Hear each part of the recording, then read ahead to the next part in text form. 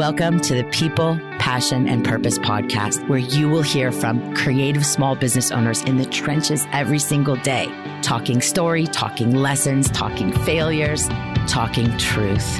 I'm your host, Nina L. Kovner. Thank you so much for joining us.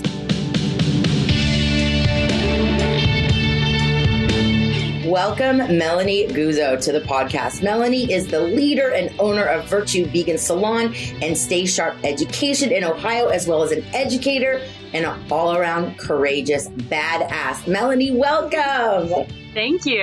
I'm so excited you're here. And I just have to say, as we begin this episode, Melanie and I were talking last week, and when I asked Melanie to be on the podcast, she's like, oh my God, I'm so nervous. And I wanted to share that because that is such a normal, quote unquote, normal reaction to doing anything we've never done before. And so I just want to, Melanie, just honor you and recognize you for just putting it out there, saying, you know what, I'm nervous, and showing up anyways and doing it. And now look at us. We're recording a podcast episode. That's right. Well done. Well done. So tell us a little bit about when you began your journey in the beauty business. Okay. So I actually started in the beauty industry when I was in high school. So I went to a vocational school during high school. So I was licensed by the time I was 17 years old. Wow. And I was encouraged to go to cosmetology school because I was, always doing people's hair for dances, which is funny because it's not my vibe at all anymore. But I was always doing like updos and braids, and everybody on the cross country bus, I was braiding their hair. And I was a bit of a troublemaker in high school. I got suspended often just for being kind of, ornery and liking to be the center of attention, I guess. Looking back now, it's probably what it was. And my parents were like, I think that you need to do something like, something else, like something creative, because I have been a creative soul since birth. So I went to the local vocational school and I literally loved it. I got, straight A's. I never got a detention or a suspension there. And I just absolutely loved it. And I ended up going to college after I graduated high school. I continued doing hair the entire time. I've never stopped for the last 16 years, but even though my family never made me feel like this, I always felt as though hairdressing wasn't a real career, but nobody ever told me that. I think it just kind of the culture of where I grew up maybe made me feel that way. So I went to college at The Ohio State University, got an art education degree. And by the end, I realized that the public schools were not my place. I totally respect the people that do it, but I realized that my home was in the salon and I felt it. And I'm like, these are my people. This is what I'm passionate about, but I had never connected that I was making art. So when I finally did, I just decided to commit completely to the beauty industry. So that's how I started. And I love that. Yeah, it's like 6 years. And then I opened a salon. I also taught at a Paul Mitchell school for a couple of years. I've been a brand educator for a couple brands. And so along the way, I've done a few different things. I love it. Well, you and I share in common this suspension situation. I love that. I know. Look at us now. I was suspended in second grade. Oh my God, I love it. And in sixth grade. I was a little shit. I know. It's so funny. I mean, I still am a little shit a lot of the time, but I love that. I think that it's just, I think it's misplaced energy. It's that sometimes, schools don't know how to match the energy of the student. And we whatever, we get in trouble. Absolutely. Why did you choose to open a salon? Well, it's funny because my whole life, while people were, asking me questions as I was behind the chair, they'd say, do you ever want to open your own salon? And I'm like, absolutely not. I never, ever wanted to. I didn't start out that way. I think I always had an entrepreneurial spirit within me, but I didn't really recognize it. My brain kind of works that way. But once I graduated college, I had worked part-time at a couple of salons, which were great. But I realized that I wanted to work just at one salon because I was working at two while I was in college. And I'm like, I need to find my permanent salon home. So I set out on this quest to find my perfect salon, right? And there was no Instagram yet. there was kind of the internet, but it wasn't like required that a salon have a website. So things weren't as discoverable, Sure. 12 years ago. So I started making appointments at different salons to get like blowouts done just to see what they were like.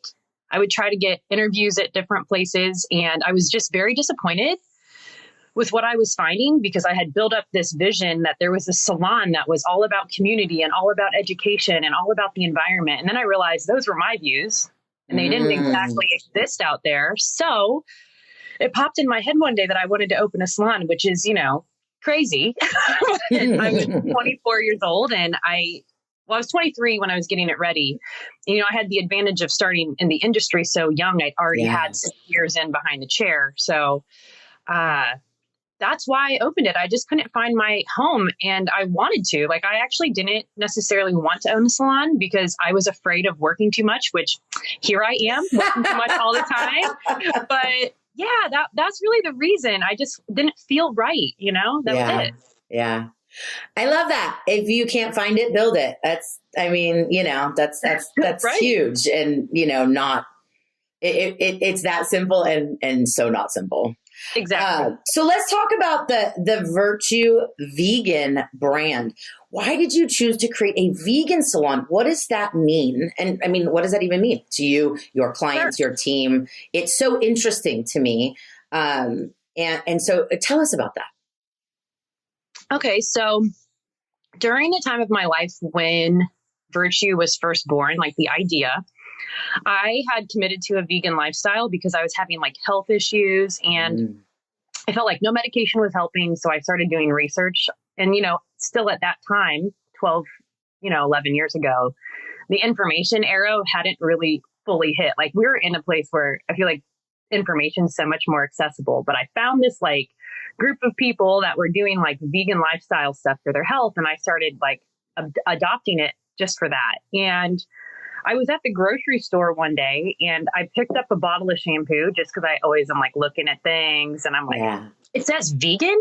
I was like, I never connected that a shampoo or a conditioner or a product could be vegan. Like, that's when it kind of hit me, because up until that point, I had been kicking around the idea of opening a salon, and I was picturing it being like all like white walls with black chairs and some flecks of orange here and there, which is cool. And that's cool for some salons. Right. That's great. It just wasn't really me, and nothing felt right. So once I recognized like that vegan thing, I'm like, this could be it. Like, I believe in, conservation of the environment. I believe in using things secondhand if you can to reduce your carbon footprint. Yes. So then I was like, okay, this is kind of funky. Like, this is me, And I realized that I was picturing all of these like uniform chairs, like clean walls, but that's not me, right? I like weird junk and weird art, and I like to kind of break the rules. And I realized that my dad had my great grandfather's barber chair out in his garage. And every time I'd go home to see my parents, I would cut my dad's hair in this oh my gosh barber chair, right?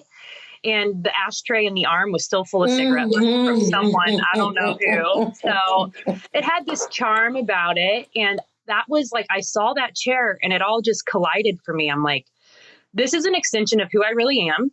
I believe in like these old, beautiful items that are like, like old chairs and old light fixtures that have a story and that are valuable and sturdy, because sometimes newer things don't have that same thing going on. And then that married with the vegan concept and inside of my soul, I believe in recycling and composting and reusing things. Like, I save every pop tab and donate it to something. Like, I'm just when are you moving to Portland? Wait a minute.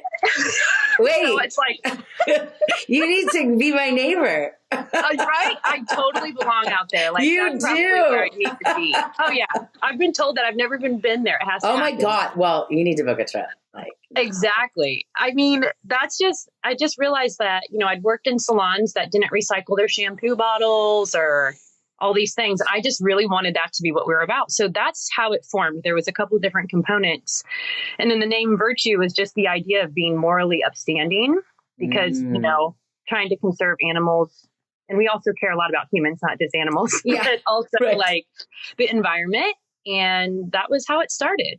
Wow. How does that play out with your team in terms of recruiting, training, finding the right fit, as well as clients? How have you navigated that? Sure. So it's interesting because as a vegan salon, so a vegan salon being that we don't have any animal products or any animal testing on any of our products, our color, our coffee creamer, no leather furniture, all of that.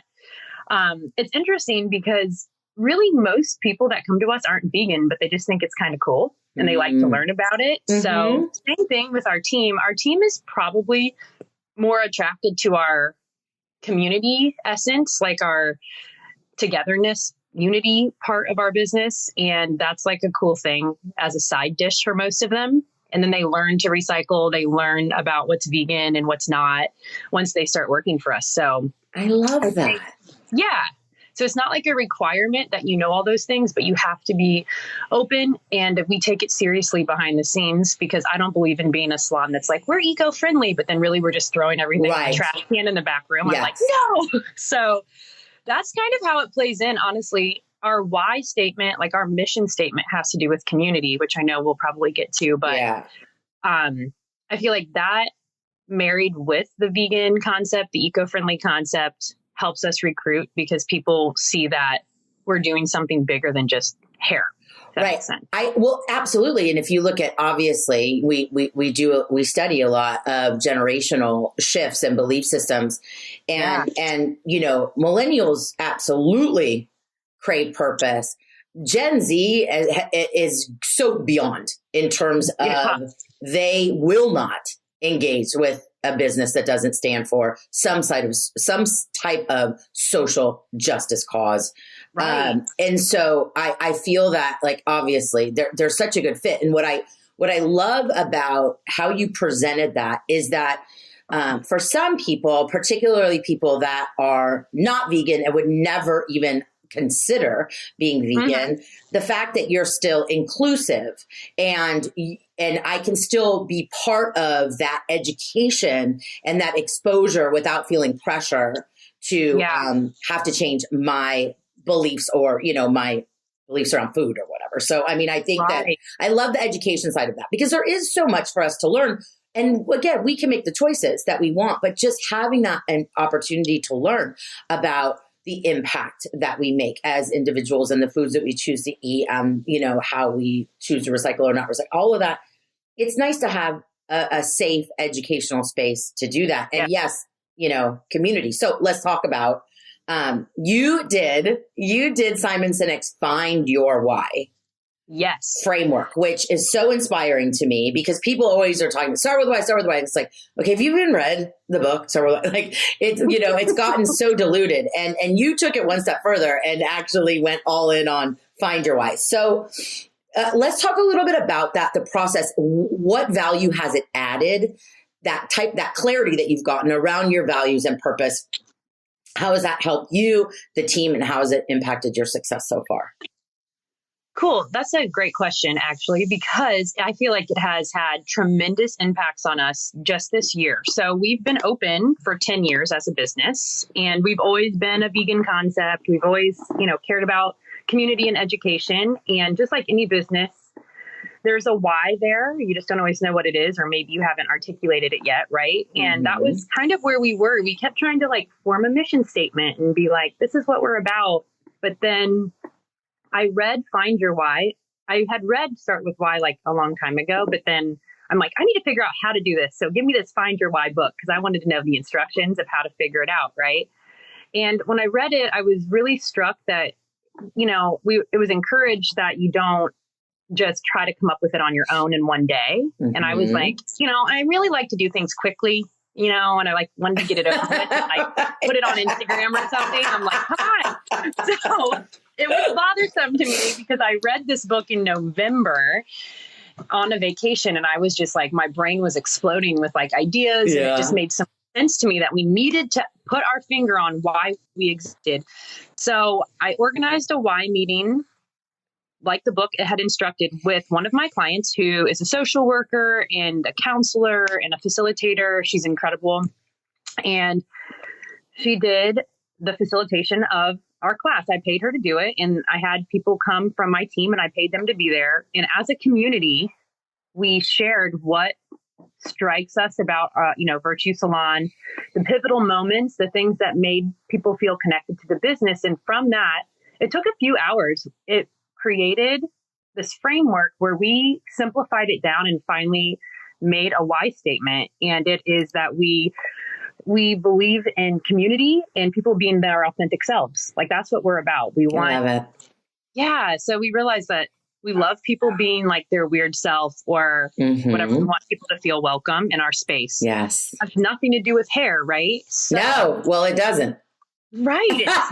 Hair is just a vehicle. That's right. That's lets right. us deliver our why, right? Yeah. So yeah.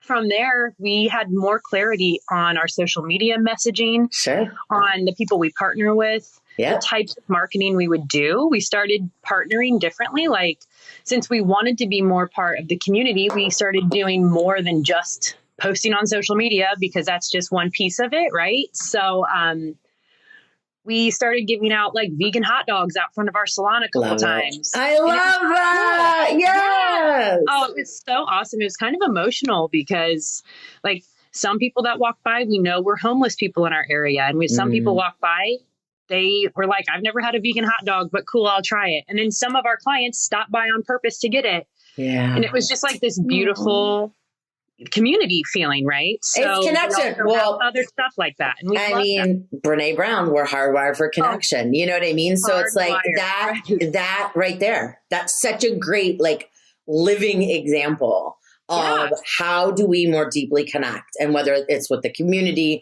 or with each other as a team. I mean, there's so much to be said there. And even your find your why session, I mean, that just deepened your connection. And in Dare to Lead, Brene Brown, talks about a similar process in terms of what she calls values, determining those individual team values and then the company, the brand value. And at Passion Squared, we talk about people, purpose, promise. So, I love that. So let's get a little practical on that for a minute. How has that helped you coach or lead or whatever, having this why statement? So how's it helped me coach or lead? Well, I think that truly it's helped me, since I am, I'm a business owner and a creative soul, but I can be really obsessive and I'm not really a controlling person, but I can get like that, inside of me. And I really liked, since we put it together and we identified that it was about community and bringing people together, but also helping them be their authentic selves. It helped me let go of the vine a little bit with my team and let them express themselves more on their own. Not that I wasn't doing that, I guess, but was able to identify that I wanted that to be celebrated more. Yes. If that makes sense. So, it totally does, because my next question is about healthy boundaries. And, codependency is all based in this false sense of control. And so that I mean, it really is that. Like, we say we don't want to be controlling. We say that we don't want people to do exactly and be exactly and whatever, but we do. If we have codependency issues, we are trying to manipulate and control people. And so people or, situations or whatever. So of course, at Passion Square, we talk a lot about healthy boundary setting. Can you share some experiences or words of wisdom that you've learned and how you put it into practice, which you actually just did? Share one that you have healthy boundaries with your team, that you're allowing them to be their authentic individual selves.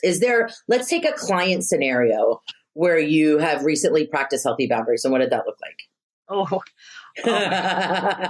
it's funny because this year, 2019, has been a year of a lot of growth for me in that department. I feel like I have a long ways to go, and sometimes making boundaries is still painful, but it doesn't mean I am not doing them.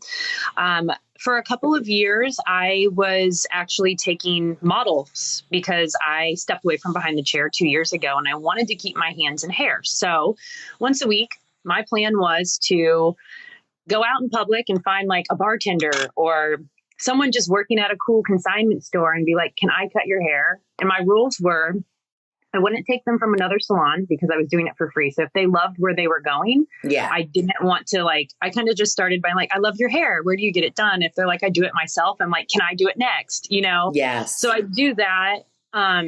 So then what ended up happening, because I didn't realize that I needed more boundaries than just that, I started to develop a bit of a clientele, which I really liked, but then I wasn't charging for that. And that's not what I wanted to do either. I wanted to make sure that I was valued as an artist, but I wanted to get good content and keep my hands in hair.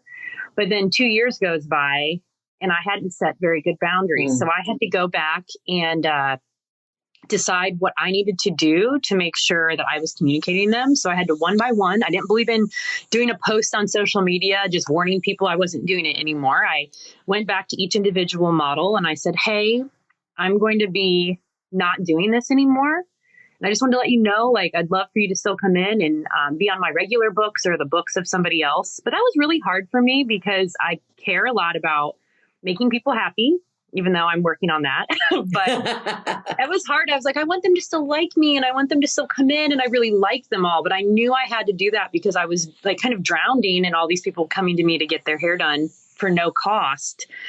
So I set the boundary and I've been having a lot of freedom. And it was really hard to have some of those individual conversations. Yeah. But honestly, people have been really kind about it. I was building it up in my head more than it really was. Oh yeah. It was great. Of course we do that. And we can still be super kind and loving and want people to be happy and practice healthy boundaries. It's not a black and white thing. I think that I see this often when people are talking about, I thought I want to be nice, but you can't be nice. It's like, oh, you can be nice. Healthy boundaries is kind. Healthy boundaries is nice. Healthy boundaries is healthy. So healthy boundaries doesn't mean fuck you. You can't come in for free anymore. That's not healthy boundaries. Right. That's being a dick. And that's really putting up a wall. So healthy boundaries is kind, but it's still very, very difficult. And I got to go back to Brene Brown again. Clear is kind, unclear is unkind. So it's like, if we believe that clear is kind, then healthy boundaries is actually a loving, kind thing, not just for ourselves, but for the person, that we're doing that with. And you did it. You did it. You actually did it. Yeah. Which is very awesome. Empowering. Yeah. It is empowering. And now the next time you do it, you're going to have just a little bit more courage than you had the last time. And it's just one step. You did mention something that I do want to touch on is you as the owner and leader of this, of an employment-based salon, chose to leave the chair. Yes. And that's a question we get often at Passion Squared. How do I do that? Can you share a little bit about why you chose to stop doing hair and how did you navigate that? How have you navigated that? Yeah, that's a great question. I get that question a lot too. And there's a lot of feelings attached to it for most people. And honestly, I was in a business class, not associated with the salon industry, just a local SBA business class that was in my city in Columbus, Ohio. And the coach that I was assigned to was like, well, Melanie, looks like the next step for you is to figure out how to not do hair anymore. And I was literally pissed. I was like, what? I was so insulted, And I was like, why would you say that? And I couldn't get it out of my head, though. Sometimes it's good for me to have, it's always good for me to have people that are that, I guess, upfront with me, because I just kept mulling it over in my head. I thought there must have been something true about what she said, because I just couldn't let go of it. And eventually I started hearing more from within the industry of people talking about employment-based salons, within a working owner, and the struggles that happen because the owner isn't available and things like that. And I started to see that happening, and I was just drowning in trying to do my client's hair, super booked because the owner typically is, and I was unable to grow the business in outside ways because I was so in the business. So what I decided to do, for me personally, it worked, which, I had built for a few years. So I know sometimes it's hard for people that have a newer salon and don't have a lot of layers of people that have trained up under them if the owner has like way more experience than everybody else, this can be hard, but what I decided to do was give a 6-month notice to all of my clients. And I decided to do all of them, like, no more, because I had for a couple of years tried to dwindle my appointments down, but I kept adding more or shoving more people in. I'd raise my prices, and I still just was so busy, and I couldn't think straight about being a business owner. So I gave a 6-month, this is the date that it's over. And I started telling all of them because I'd done most of their hair for 10 years or something like that. So I wanted to give them appropriate notice. And what I did was each person, I matched them with a hairdresser in my location, and I wrote extensive notes about them. And sometimes I would even pay the hairdresser, like I would comp them for the service I was doing. So like if I was doing a haircut, I'd credit them with it and have them stand there if it was someone very particular about their service. And then I would show them how I cut this haircut because the client maybe was pickier about things, which that's cool. Yeah. So that way they felt really comfortable being handed off. And a huge amount of my clients stayed. Of course, some left. That just is what it is with change. Yeah. But it was awesome. And, of course I had a couple people kind of be mad at me, but I had to do it. And the business has only grown. Like, it was scary because I'm like, I'm the breadwinner, right? But as I stepped away, the business only grew more. Why do you think that is? I think it's because I could empower people forward and they felt safer. Like I consulted with my team in the process. I'm like, how do you guys feel about this? They're like, that's cool. So recently I have went back behind the chair 1 day a week, but it's only because I wanted to be on the floor with my team 1 day a week. I'm an educator for hair cutting and I want to make sure my hands are in it. Yeah. I think that's helpful, but the salon is not reliant on my income. Sure. And I don't overbook myself. I keep it chill because I've done that for too many years. Right. So I did do that because I wanted, that connection with my team still. Yeah. But that was my choice after I did a really clean break for 2 whole years. It's so important. And it's one of the most overlooked and maybe even misunderstood elements of leadership. Oh my gosh. The leader's job is to nurture, support, and grow the people. The leader's job is to create a safe space for people to flourish. The leader's job is to pay close attention and love on people. If you're working, you can't do that. If you're traveling as an educator, you can't do that. I've seen this for over 30 years. I've been doing this. Yes. This is not a new issue, right? Totally. Like a salon owner gets I want to be an educator and I'm going to start traveling. And then 12 months later, they're like, I had a walkout. And it's like, you abandoned your team. What do you think is going to happen? You know what I mean? And so it's a harsh reality, but it's a reality. And it's not about the salon business. It's about any business. I chose you as my leader. Pay attention to me. Yes. Love me. Totally. Listen to me. So important. Yeah. Well done. Well done. What do passion and purpose mean to you?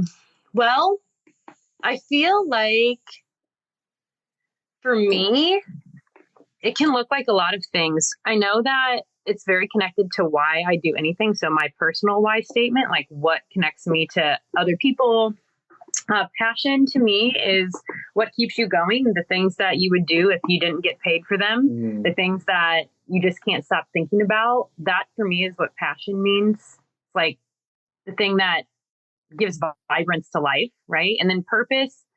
I think without purpose, we don't have much because we need to be working towards something. I think it's within us, right? And having a purpose that we believe in and being part of entities that we believe in is so important as far as purpose is concerned. Like I can't work for a business that I don't identify with their purpose personally. So that's what purpose is. Like, what is it that you're about and why are you doing it? And that's what I can connect to. I hope that answered the question. I love it. I love it. Do you have a favorite quote? Honestly, my favorite quote, I am a quote lover. My favorite quote right now is "Man in the Arena." Oh, which I can't really recite it. It's kind of long. I'm going to. Do it. Please do. It's funny. I'm obsessed. For a little context, it's a Theodore Roosevelt quote, and it inspired Brene Brown's Daring Greatly book, which came out several years ago. And I will read it. You can call it the human in the arena, but it's the original quote. It's called the man in the arena. Yes. It is not the critic who counts, not the man who points out how the strong man stumbles or where the doer of deeds could have done them better. The credit belongs to the man who is actually in the arena, whose face is marred by dust and sweat and blood, who strives valiantly, who errs, who comes short again and again, who spends himself in a worthy cause, who at the best knows in the end the triumph of high achievement, and who at the worst, if he fails, at least he fails while daring greatly, so that his place shall never be with those cold and timid souls who neither know victory nor defeat. So good. So fucking good. Oh, I literally cry every time I hear it or read it. Me I had too. to sit in a class and I started crying in front of them. I'm like, well, this is the real me, I guess. I'm just crying. It's so powerful. I know it's probably cliche, but I love that quote. It says everything. It says everything for courageous entrepreneurs like you and our Passion Squared community and entrepreneurs all over the world that are getting their ass kicked on the daily and still choose to stay in the arena. And, it also says a lot about the noise that's out there and the haters and the trolls and, who we're going to listen to and whose voice, quite frankly, doesn't matter. Right. And, we fuck with people in the arena here at Passion Squared, and I know you do too at Virtue Vegan Salon. Melanie, where can we find you on the internet? So you can find me just on Instagram or Facebook. It's at Melanie Guzzo, and the salon is at Virtue Vegan Salon. And you can find our education team through both of those as well. But that's the easiest way to find me. Awesome. Melanie, thank you so much. Thank you. Thank you so much, everyone, for listening. Have an awesome day. Thank you so much for listening to today's podcast. To learn more about Passion Squared, you can visit us at passionsquared.net. You can find us on the gram and on Facebook at Passion Squared, and be sure to subscribe and share with your friends. We're so grateful. Thank you so much for joining us. Have an awesome day, guys. Love you.